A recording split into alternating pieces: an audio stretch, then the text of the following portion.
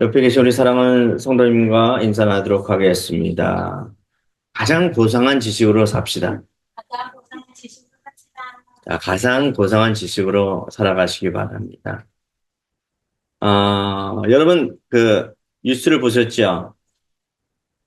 대한민국 한국인 중에서 노벨 문학상을 탔습니다. 최초예요. 노벨 문학상은 최초입니다. 자, 이름이 한강이에요. 한강. 한강.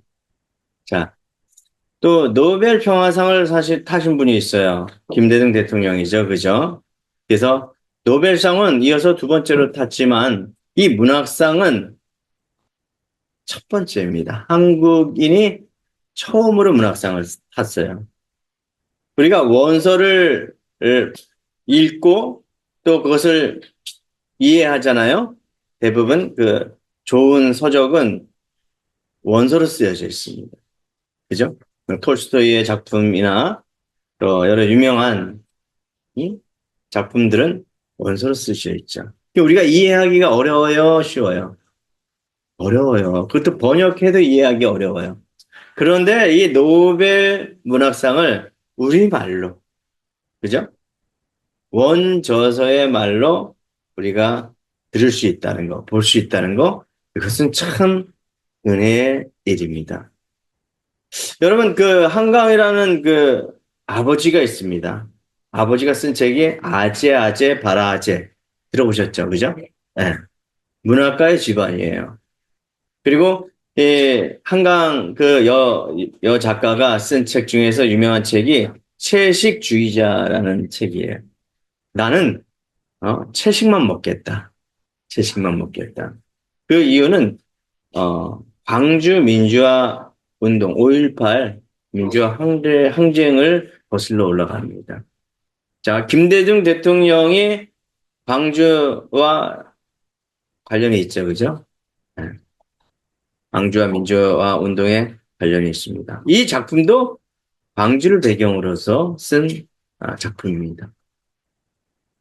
자, 광주 민주화 운동은 우리 나라의 아주 역사적인 그런 사건입니다. 세계적으로 보았을 때도 역사적인 사건이죠. 그죠? 왜 광주 민주화 운동을 두 번이나 노벨 문학상으로 또 노벨 평화상으로 이끈 그러한 이유가 무엇이냐? 인간 본연의 그러한 욕구를 표현했다는 거예요. 인간은 서로 존엄해야 할 존재이죠. 그죠? 그렇지 않습니까? 인간은 평등해야 돼요. 인간은 자유롭게 살아야 합니다. 자유, 평등, 존엄성. 가장 기본적인 그런 욕구입니다. 행복할 가장 기본적인 기본권이라고 얘기하죠. 이 기본권의 문제에 침해를 받은 사건을 기록한 것이에요. 한강 작가의 여러 작품을 보면, 그 전쟁을 또 학살을, 내용으로 한 그러한, 심리적인 그런 바탕으로 한 내용들이 대다수입니다. 오히려 광주가 노벨상을 타게 한 우리에게 직접적인 영향을 미친 그런 사건이죠. 그 광주를 통해서 우리가 다시금 문학을 재평가하고 인간의 본연의 그 마음을 재평가하는 그런 시간이 되었습니다. 어찌 보면 가장 고상한 지식일 수가 있어요. 그죠? 노벨상을 탔다, 노벨 문학상을 탔다라고 얘기하면 그가 쓴 작품은 가장 고상한 지식일 수가 있습니다. 세상적으로 보았을 때도 가장 고상한 지식은 인간의 평등과 존엄성을 얘기합니다. 그렇죠? 그렇습니다. 자, 이 사도 바울은 이 빌립보 교회를 개척합니다. 이 유럽에 가장 먼저 세워진 교회가 무슨 교회냐? 빌립보 교회. 빌립보 교회. 자, 이 빌립보 교회는 유럽의 핵심적인 축을 형성해요. 그리고 빌립보 교회를 통해서 많은 선교가 이루어졌습니다. 이 빌립보 교회의 그 특성, 이 빌립보는 어떤 뜻이 있냐면 기쁨이라는 뜻이 있어요. 기쁨. 기쁨의 편지죠. 빌립보서 내용이 기쁨의 편지입니다. 근데 바울이 옥중서신이라고 얘기할 수 있습니다. 옥중서신이 무엇입니까? 옥에 가두어져서 편지를 쓰는 것을 옥중서신이라고 얘기합니다. 무엇이라고요? 옥에 가두어져서. 대표적으로 에베소서 옥중서신입니다. 빌립보서 옥중서신이죠. 그리고 다음에 하게 될 골로새서 옥중서신입니다. 이 옥중서신의 특성은 옥에 갇히어서 그리고 사랑하는 이들을 향해서 쓴 편지예요. 그럼 내용이 어떻게 했습니까? 간절하겠죠, 그죠? 여러분 옥에 갇혀 보셨습니까? 잠시만이라도 내 혼자 있는 방에 갇혀 본 적이 있습니까? 얼마나 답답합니까?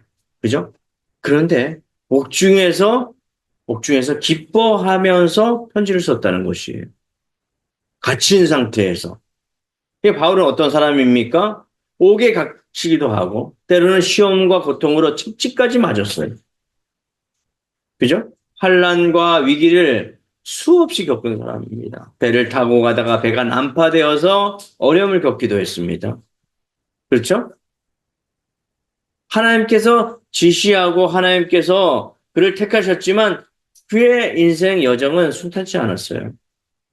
그래서 하나님께서 그에게 누구를 붙여줬냐면 누가라는 의사를 붙여주셨어요. 누가복음 아시죠? 네. 누가라는 의사를 붙여주셔서 아플 때마다 그를 치료해주고 아플 때마다 그를 보호해 주었습니다. 얼마나 힘들었던 그 선교 여정이었으면 그런데도 불구하고 기뻐했어요. 기뻐하며 이 편지를 썼습니다. 기뻐하면서. 여러분 옥중에 갇힌 상태에서 환난 가운데 기뻐할 수 있겠습니까? 어렵죠, 그죠? 어려워요. 어렵습니다. 자, 오늘 본문은 기뻐할 수 있는 이유에 대해서 나와 있습니다. 왜 바울이 기뻐했는지, 그 어려운 상황 속에서 어찌하여 바울은 기쁨을 가졌는지라는 것에 대한 말씀입니다. 자, 첫 번째예요. 바울이 기뻐할 수 있었던 이유입니다. 그것은 무엇이냐? 가장 고상한 지식으로 살았기 때문에 그렇습니다. 다 따라해 보시기 바랍니다. 가장 고상한 지식으로 삽시다. 가장 고상한 지식으로 네, 삽시다. 가장 고상한 지식. 그것은 무엇이냐? 예수님을 아는 지식이에요. 예수님을 아는 지식. 예수님은 어떤 분이십니까? 하나님의 아들이셔요. 우리의 죄를 위해서 이 땅에 오셨고 화목 제물로 희생되어졌죠. 그리고 예수님은 하나님의 아들이기 때문에 그런 능력이 있었어요. 마귀와 싸워서 이길 수 있는 능력이 있었습니다. 또 죽은 자를 살릴 수 있는 능력이 있었어요. 그리고 없는 자를 있게 하시고 억눌린 자를 자유케 하시고 병든 자를 고치는 그러한 능력이 있었습니다. 그래서 우리가 예수 그리스도의 능력으로 말미암아 치유하고 예수 그리스도의 능력으로 말미암아 능력을 행할 수 있는 것이에요. 할렐루야. 네. 그것이 이 바울에게는 가장 고상한 지식이었었어요. 예수님을 아는 그 지식. 바울은 어떤 사람입니까? 본문을 보니까 할레파예요. 할레파. 그는 3절에 보면 하나님의 성령으로 봉사하며 그리스도 예수로 자랑하. 육체를 신뢰하지 아니하는 우리가 곧 할레파라. 할레파. 유대인 중에 유대인이라는 얘기죠. 3절에 보면 형제들아 주 안에서 기뻐하라. 기뻐하라. 자, 왜 기뻐합니까? 나는 유대인이고 그리고 할레파다. 내가 사람들에게 자랑할 수 있으면 자랑할 수 있는 사람이다. 어떤 사람이다? 자랑할 수 있는 사람이다. 육체적으로도 자랑할 수 있고 또 내가 문필로도 자랑할 수 있는 사람이다. 그래서 5절에 나는 8일 만에 할례를 받고 철저한 유대인이라는 얘기죠. 유대인들은 태어나자마자 8일 만에 할례를 받습니다. 그리고 이스라엘 족속이요 베냐민 지파요. 자, 이스라엘의 첫 번째 왕 사울은 베냐민 지파였습니다. 왕족이죠. 혈통이 있는 집안입니다. 히브리인 중에 히브리인이요. 율법으로는 바리새인이에요. 바리새인. 철저히 율법을 깨닫고 율법으로 살아갔던 사람이죠. 행함으로 구원을 받을 수 있는 사람이라는 것이죠. 나는 행함으로 구원을 받을 수 있는 사람이야. 내 의로 구원을 받을 수 있는 사람이야. 그런데 이것을 배설물처럼 여겼다는 것입니다. 이것을 배설물처럼 여겼다는 이유는 예수님을 만나니까 예수님이 이 세상에서 가장 고상한 지식이 되었다는 것이죠. 8절이에요. 그리스도 예수를 아는 지식이 가장 고상하기 때문이라 내가 그를 위하여 모든 것을 잃어버리고 배설물로 여기면 그리스도를 얻고 자, 내가 가지고 있는 모든 지식 율법적으로는 율법자요 유대인 중에 유대인이요 그리고 종교적으로 뛰어난 종교학자요 왕족이요 어디 비할 데 있겠습니까? 그죠? 우리가 이런 사람입니까? 우리가 좀 이런 것 좀 비슷한 사람입니까? 비슷한 그 축에도 못 들 것 같아요. 그죠? 우리는 평민이요. 그죠? 이 시대에 말하면 때로는 농사꾼이요. 또 사업가요. 상인이요. 근데 이 바울은 당대에 아주 훌륭한 학자였어요. 뛰어난 학자였어요.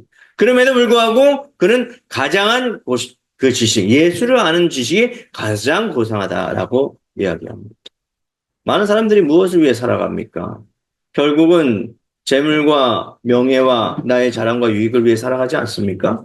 대부분 그런 것 같아요. 이렇게 밖에 나가 보면 대부분 그렇게 보여주기 위해서 살아가는 것 같아요. 나의 내면은 전혀 병 들어가는 것도 모르면서 그렇게 살아가는 사람들이 너무나 많습니다. 너무나 많습니다. 요즘은 그런다고 하죠. 택시를 타면요. 저기 강남에 아주 유명한 그 아파트로 가주십시오. 이렇게 얘기한대요.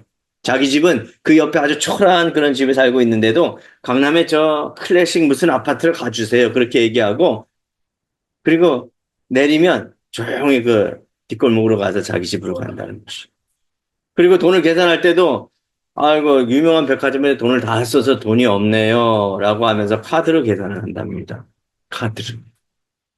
자기를 자랑하기 위해서. 이것이 어떤 삶입니까? 혹시 우리는 그렇게 살아가지는 않습니까? 내면도 병들고. 그죠? 내 삶의 주인공이 아니라 예수 그리스도가 내 삶의 주인공으로서 진실하게 예수를 아는 그 지식이 가장 고상한 지식이라라고 말하면서 그렇게 살아갈 수는 없는지요. 바울은 그렇게 살아갔다는 것이에요. 바울은. 그래서 기뻤다는 거예요. 내 안에 기쁨이 넘치는 이유. 예수님을 만나고 예수님으로 살아가니까 내 안에 성령 충만하니까 복음을 전할 수 있었다는 것이죠. 어떠한 어려움 속에서도 기뻐하며 복음을 전했다는 것이죠. 이게 충만이에요, 충만. 내 안에 충만함으로 가득 찼기 때문에 그렇습니다. 자, 두 번째, 이 바울은요, 이 기뻐할 수 있었던 이유는 오직 믿음으로 살았기 때문에 그렇습니다. 따라해 보시기 바랍니다. 오직 믿음으로 삽시다. 오직 믿음으로 삽시다. 자, 우리 종교개혁자 루터 아시죠, 그죠? 루터는 그가 주장한 것이 믿음이에요. 오직 믿음이에요. 요즘에 어디 지나가다 보니까 예전에는 어 근본으로 돌아갑시다. 말씀으로 돌아갑시다. 이런 표가 유행을 했었어요. 근데 요즘에 보니까 어떤 교회 지나가다 보니까 믿음으로 돌아갑시다. 믿음으로. 세월이 지나다마자 이 기독교가 들어왔지만 믿음을 잃어버린 그런 시대를 살아가고 있지 않나 돌아봅니다. 이 바울은요. 믿음으로 말미암아 의인이 되었다고 고백합니다. 자, 9절입니다. 오직 그리스도를 믿음으로 말미암은 것이니 곧 믿음으로 하나님께로부터 난 의라. 그래서 그는 부활에 참여했습니다. 내가 이제 죽으면 하나님 나라에 가게 되면 부활하여 하나님과 동행하게 될 것이다. 그래서 거울로 보았던 하나님의 나라를 이제 직면하게 될 것이라 라고 고백했던 것이에요. 할렐루야. 여러분 히브리서 기자의 말씀을 들어보면 히브리서 11장 1절부터 쭉 보시면 믿음의 선진들에 대해서 기록되어 있습니다. 믿음장이에요. 11장이. 그러면 어떤 믿음의 고백이 들어있냐? 먼저는 가인과 아벨의 믿음의 제사를 기록되어 있고 또 쭉 보다 보면 아브라함의 믿음 그리고 구약 시대에 있었던 많은 의인들 그들은 다 믿음으로 말미암아 살았어요. 또 믿음으로 하나님 나라에 들린 바 되어서 하늘나라로 올라갔습니다. 믿음으로 여리고성이 무너졌고 믿음으로 요단강이 갈라졌고 그죠? 믿음으로. 그래 오직 믿음으로 살았다는 것이에요. 오직 믿음으로. 여러분 내 안에 믿음으로 그 오직 믿음으로 이 세상을 살아가시기 바랍니다. 믿음으로 살아갈 때 우리 안에 평화가 있는 거예요. 믿음으로 살아갈 때 우리 안에 참 자유가 있는 것이죠. 왜 그렇습니까? 내가 예수를 믿고 구원받았기 때문에 그러한 것입니다. 이 세상에 구원이라는 진리는 없어요. 돌에게 절한다고 구원이 됩니까? 하늘의 별에게 달에게 절한다고 그들에게 소원을 빈다고 구원받을 수 있습니까? 진리 되시고 생명 되신 영원히 우리와 함께 하시는 그 예수 그리스도만이 구원의 산 증인이요. 그 통로를 통해서 우리가 영원히 생명의 면류관을 받을 수 있다는 것이에요. 우리 마지막으로 이 사도 바울은 왜 기뻐할 수 있느냐? 표대를 향해 달려갔다는 것이에요. 목표를 향해 달려갔다는 것이에요. 목표가 분명해야 합니다. 자, 따라 보시기 바랍니다. 분명한 목표로 달려갑시다. 분명한 목표로 달려갑시다. 네, 분명한 목표로 달려갑시다. 이 많은 이렇게 공부하는 사람들, 수험생들 보면 분명 열심히 달려가서 그 목표를 이룹니다. 그런데 그 다음에 그 목표를 이뤘을 때 이것이 나의 목표인지 아니면 부모의 목표인지 주위에서 원하는 목표인지 모르고 그 다음에 좌절하고 그리고 여러 가지 잘못된 길로 가는 사람은 많이 봤습니다. 많죠, 그죠? 무엇이 없기 때문에 그렇습니까? 분명한 목표가 없기 때문에 그렇습니다. 바울은 분명한 목표가 있었습니다. 자, 오늘 말씀, 자, 보시기 바랍니다. 14절이에요. 표대를 향하여 그리스도 예수 안에서 하나님이 위에 부름의 상을 위하여 달려가노라. 무엇을 위해서? 영광의 면류관을 위해서. 할렐루야. 네, 영광의 면류관. 분명해요. 분명한 삶을 살았습니다. 아이들이 왜 열심히 뛰어갑니까? 왜 달리기 위해서 최선을 다합니까? 저 끝에 가면 반드시 탈 거기 때문에 영광의 면류관이 있기 때문에 그 달리기 하는 사람들이 열심히 가서 그 달리기 꼬리점의 그 지점에 도착하기 위해서 달려가요. 그죠? 목표가 분명합니다. 이 바울은 목표가 분명했다는 것이죠. 그래서 예수 그리스도를 전했다는 것이죠. 부르심에 합당한 삶을 살았다는 것입니다. 부름에 상이 있다는 것이에요. 상. 나의 달려갈 길을 마친 후에는 영광의 멸관이 예비되어 있다. 바울의 고백입니다.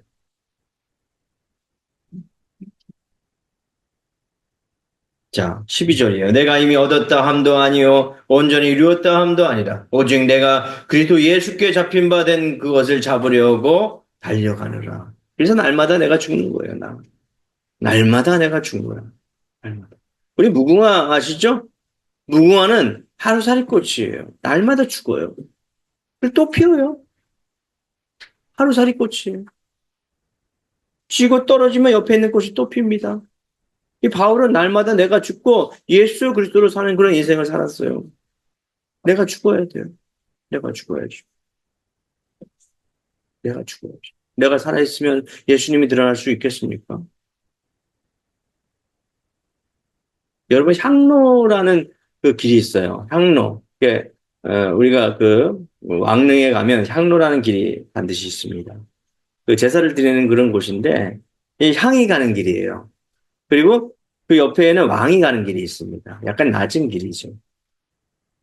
이 향로에는 거룩한 길, 높은 길입니다. 근데 그 길에는 향만 갈 수 있는 거예요. 향. 제사를 지내는 향. 음. 그 성경에 보면 향기로운 제물이라고 나오죠. 그죠? 하나님께서 받으시는 그 향기로운 제물을 받았을 때 향기로운 냄새라고 표현합니다. 근데 양쪽에 그 가는 길은, 왕이 가는 길은 낮은 길이에요. 그래서 거기 써 있기로 낮은 길로 가십시오. 위대한 왕들은요, 백성을 살폈습니다. 세종대왕이 왜 대왕입니까? 왜 유명한 왕입니까? 백성을 살폈습니다. 섬기는 왕이었습니다. 군림하려고 하는 것이 아니라 섬기는 왕이었기 때문에 많은 사람으로부터 존경을 받고 지금까지 많은 그 업적과 그의 성품과 그의 일들과 그의 노력을 추앙하는 거예요. 따라가고자 많은 대통령도 세종대왕을 존경하는 거죠. 그 왕이 가는 길은요, 낮은 길로 가는 것이, 높은 길로 가는 것이 아니라 우리가 섬김을 받으려고 하면 먼저 섬겨야 합니다. 바울은요, 섬기는 자였었어요. 표대가 분명했으니까 그 길을 가기 위해서 섬기며 살아갔습니다. 표대를 분명하게 삼으시고 가시기 바랍니다. 기도하시겠습니다.